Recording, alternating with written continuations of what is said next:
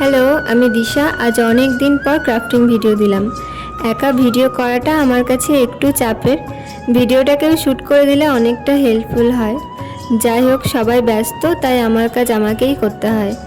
যেহেতু crafting video বানাতে বানাতে শ্যুট করতে হয়, তাই একটু সময় সাপেক্ষ।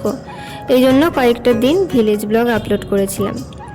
এটি একটি অর্ডার ছিল, ক্রুচেট ক্লিপ এবং হেয়ার ব্যান্ড। কালার কম্বিনেশন নিয়ে আমাকে কিছু বলেনি, আমার উপরেই সবটা ছেড়ে দিয়েছিল। আর যেহেতু সে বাচ্চা, সবটা ফ্লাওয়ারের উপরেই রেখেছি। চেষ্টা করেছি ডিফারেন্ট ফ্লাওয়ার বানানো। এখানে আমি ডেইজি ফ্লাওয়ার এবং সানফ্লাওয়ার রেখেছি, আর 3টা আননোন ফ্লাওয়ার ছিল।